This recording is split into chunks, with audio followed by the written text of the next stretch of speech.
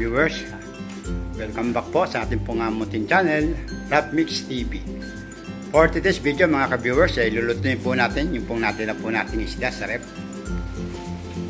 Ito na po ang mga sangkap na gagamitin po natin mga ka-viewers.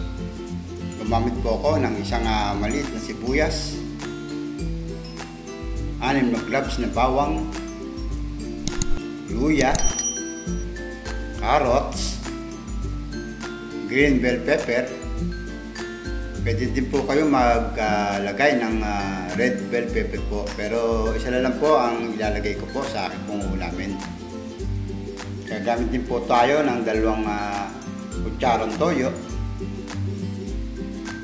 2 kutsarang vinegar, at ito po ang isda po natin na gagamitin, yung pong isdang lapu-lapu.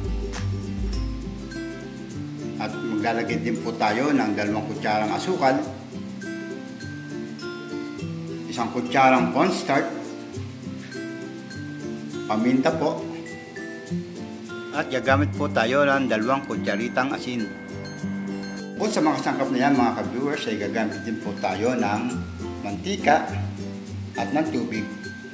Kaya simulan na po natin mga ka-viewers.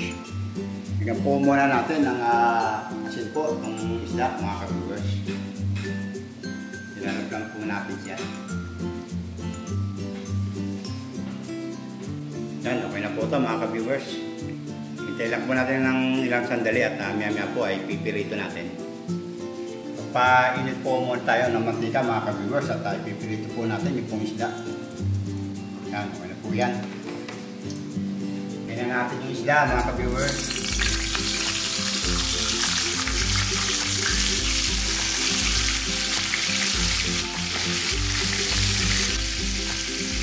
At habang nag-antay tayo ma-prito po yung isda po, ay gagawa na po tayo ng sauce. Lagyan na natin po yung toyo, yung suka,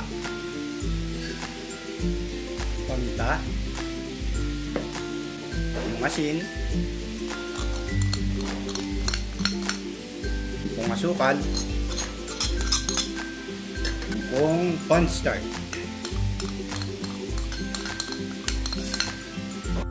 Lalagay po tayo ng 1 cup na tubig.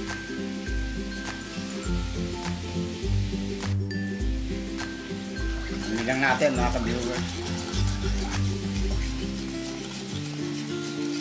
At kung bago ko lang po na napadpad sa akin pong YouTube channel, wag po kayong mahihiya na mag-subscribe and click na din po ang notification bell para po updated po kayong lahat sa mga ulam na akin pong gagawin.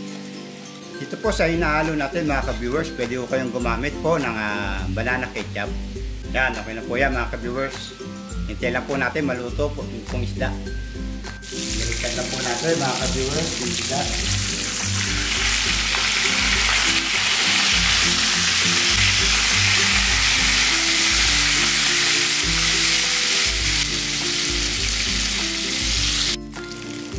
Okay na po yan mga ka-viewers, kunin na natin.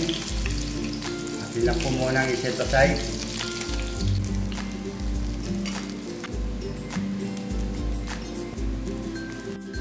Dito na rin tayo magluto mga ka-viewers. Binawasan ko lang po ng mantika yan. Lagyan na po natin sa isda.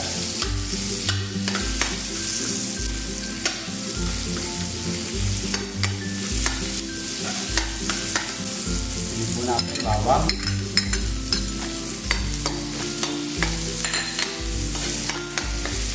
Po natin yung luya.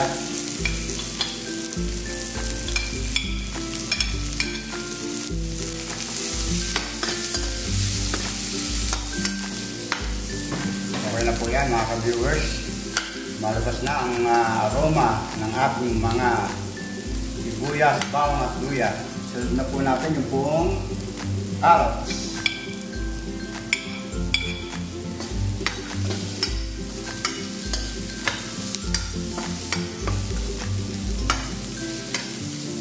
Tama na po natin yung green bell pepper.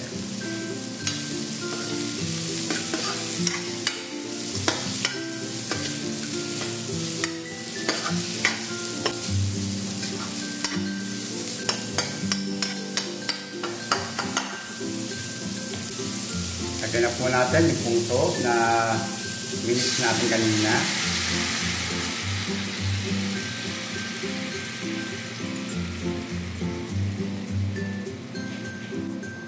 Maya-maya po natin haluin mga ka-viewers at baka magalit si Lola dahil gawa ng suka. Kaya hintayin lang po natin siyang kumulo. Hintayin na po natin haluin mga ka-viewers.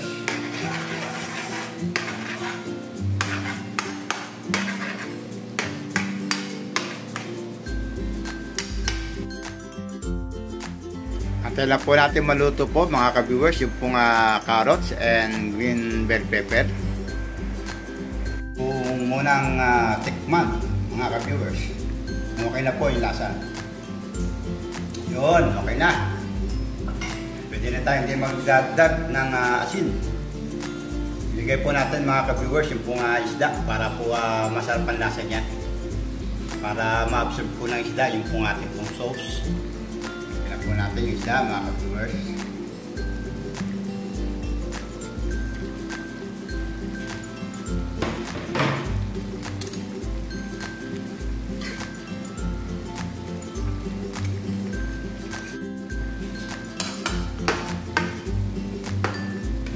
Lagyan po natin ang sauce yung ibabaw.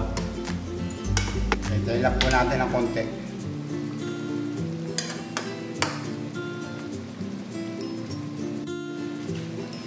Okay na mga ka-viewers, luto na po ang ating pong ulam. Ang ating pong escabeche islang lapu-lapu. Pwede na po natin patayin. Ito na po ang finished product po natin mga ka-viewers. Ang ating pong iuulam ngayon, ang escabeche isda na lapu-lapu.